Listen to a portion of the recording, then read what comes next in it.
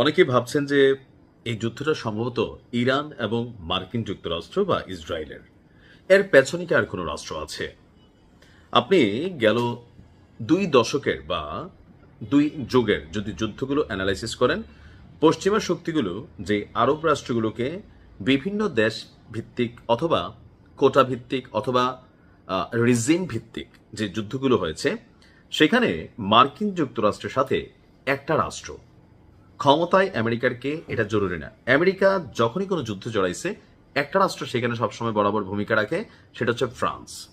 এর পাশাপাশি জার্মানি, যুক্তরাজ্য, ক্ষেত্রবিশেষে তাদের অবস্থান পরিবর্তন হলেও ফ্রান্সের অবস্থান কখনো পরিবর্তন হয়নি। ফ্রান্সের যে রানিং প্রেসিডেন্ট আছেন ইমানুয়েল ম্যাক্রো, এই লোকটারে মাঝে মাঝে পছন্দ হয়, কিন্তু দিন শেষে যখন এই বিষয়গুলো সামনে আসে তখন মনে হয় যে আমেরিকা আর ফ্রান্স যেন একই সুতুই গাথা, তবে আলাদা আলাদা উড়ে। কিন্তু দিন শেষে আমেরিকা যেখানে হাত গোটায় নেয়, দ্বিতীয় কাজটা ফ্রান্স করে। কথা বলছি হরমুজ প্রণালীকে নিয়ন্ত্রণে নেওয়ার জন্য মার্কিন যুক্তরাষ্ট্র অনেক চেষ্টা করছে, মিত্র দেশগুলোর আহ্বান জানাইছে। তো যারা সভ্য ভদ্র দেশ মনে করতেছে বাবা তোমার সমস্যা তুমি লড়াই করো, আমি যাব না, তাদের যখন সহযোগিতা পায় নাই, অনেকটা ট্রাম্প কিন্তু পিছিয়ে যাচ্ছিল। ঠিক ওই মুহূর্তেই হরমুজ প্রণালীতে আজকে আমরা দেখলাম ফ্রান্সের রণতরী অর্থাৎ যুদ্ধ জাহাজ, বিশাল আকৃতির দানব, এটা মোতায়েন করা হয়েছে এবং ইউরোপীয় দেশগুলোর সামরিক এই যে উপস্থিতি, এখানে শুধু ফ্রান্স না, আরো কয়েকটা দেশ আপনার এদিকে আসার পরিকল্পনা করছে। তো ইরানের সামনে যখন এই খবর আসলো বা তথ্য আসলো, তাৎক্ষণিকভাবে ইরান চরম কড়া একটা জবাব দিয়েছে।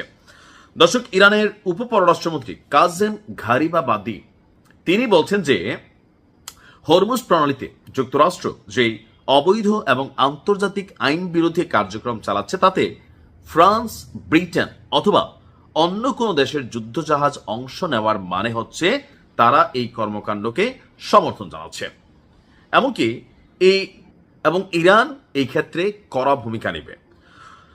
হরমুজ প্রণালীতে চলাচলকারী বাণিজ্যিক জাহাজগুলোর নিরাপত্তা এবং আত্মবিশ্বাস ফিরিয়ে আনার অজুহাতে সম্প্রতি ফ্রান্সের একটি বিমানবাহী রণতরী আপনার সেখানে মোতায়েনের সিদ্ধান্ত নেওয়া হয়েছে।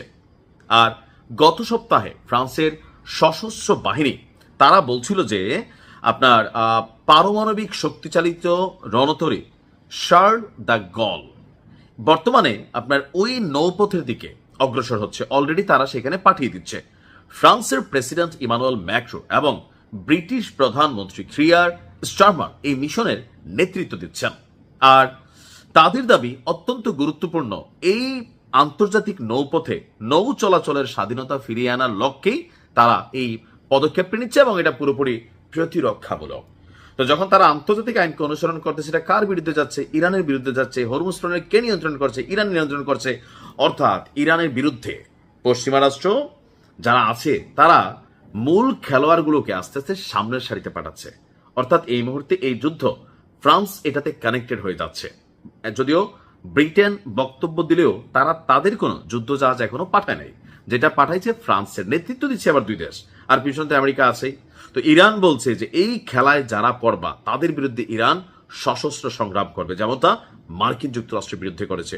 অর্থাৎ সবকিছু ঠিকঠাক থাকলে যে যুদ্ধটা আমরা ভাবছি যে স্তীমিত হয়ে গেছে বা এটা বন্ধের দিকে, আসলে তা না, তারা নতুনভাবে কৌশল করছে।